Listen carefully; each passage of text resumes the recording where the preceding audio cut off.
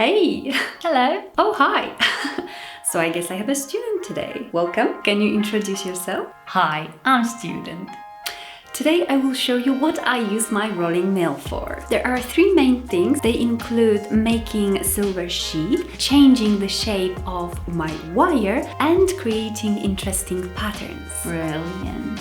What metals can you use? Well, sterling silver is the easiest because it's softer, but I'll try using brass too. Let's start with creating patterns, which is a very fun technique. I've been collecting interesting shapes and elements, which I thought could be used to imprint on the metal. And I also have these cards, which can be used to create patterns. And I'm very excited to try them out today and show you the results. These are called Roller Print Pattern by Rolling Mill Resource. And can they be used multiple times? Well, I'm not sure. Let's see if they get damaged in the process. Marking my silver with a Sharpie before annealing helps me see when the metal is fully annealed, because Sharpie marks will disappear. It prevents me from overheating the metal. I am putting little metal elements between silver and brass sheets, like a metal sandwich. It protects the rollers from damage. I am also adjusting the rollers, making sure I can roll the metal through without too much force.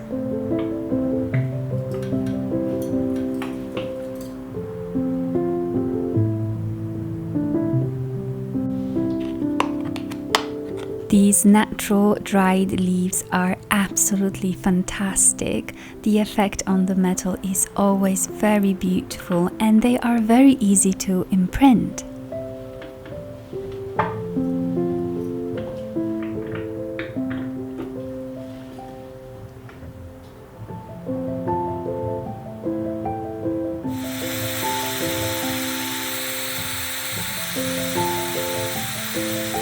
These little shapes are stainless steel, if I remember correctly. They are very strong, so I'm pretty confident that they will look very nice imprinted.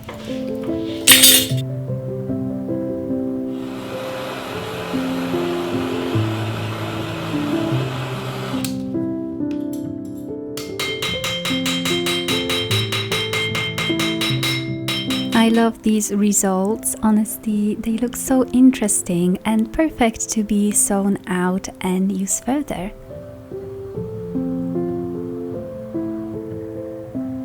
Here's the print created by the paper pattern. It looks great, but yes, I can tell you now that it can only be used one time. It gets completely flattened.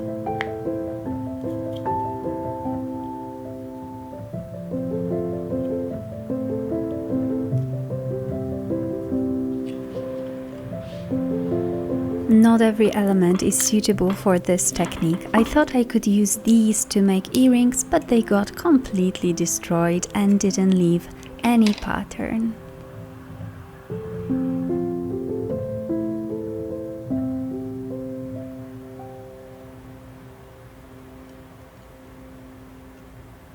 Next, I'm using my rolling mill to recycle my silver scrap. I have a little bit of that in a box over here. Where did it come from? I collected after sewing. These are very tiny pieces that can't be used anymore for anything else. And also some wires and silver strip, little scrap like that.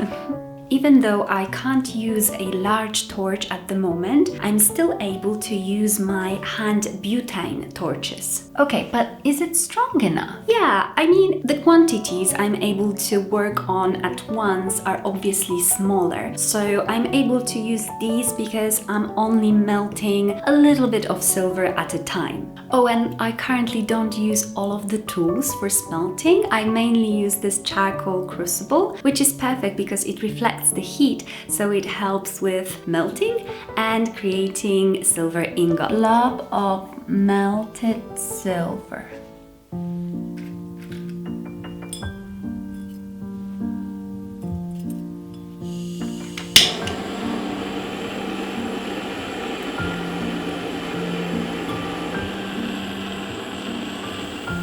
Here I am only using my sterling and fine silver scrap.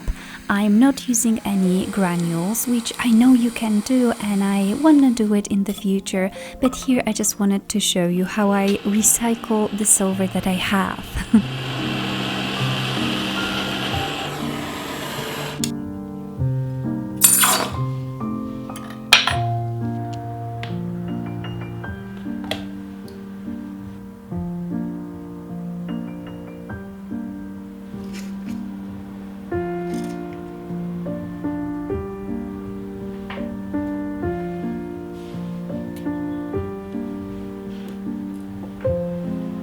I'm rolling it very slowly, adjusting the rollers just a little bit each time. I am also regularly annealing it after rolling it for a bit, making sure the metal is soft and trying to avoid cracking.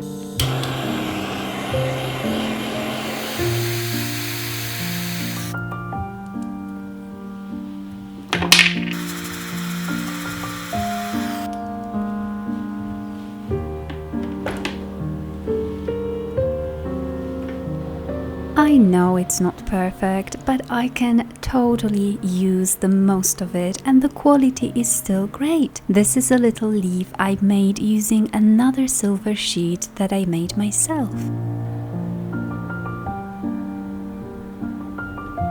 I think it's not bad considering I've only used 3 tools, a hand torch, rolling mill and a charcoal crucible.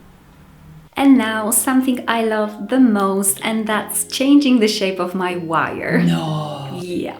Well, I really like to work with half-round wire, but it's really hard to get it around my area in the size that I want. So I decided to make one. Did it work? Yeah, because there are 3 slots for half-round wire on my rolling mill. So I thought I would just buy a round wire and roll it through the rolling mill to create half-round wire. So you just got round wire and made it half round yourself?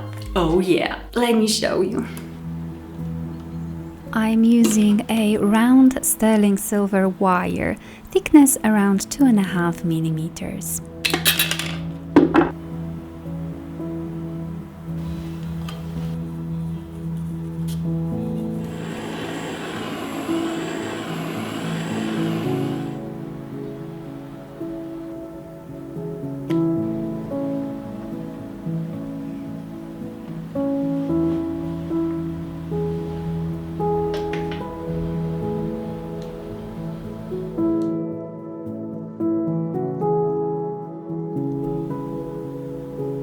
I've made 3 wires. The main difference between them is their thickness.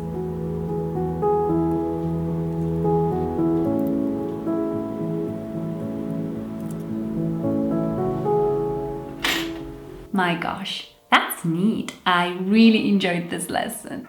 Oh, and I hope you enjoyed it too. Thank you so much, Pepe, for helping me bring you this video, and all of the links are in the description box under the video. If you have any questions at all, make sure you ask them in the comments. Thanks so much for watching, and I will see you in the next one. Bye!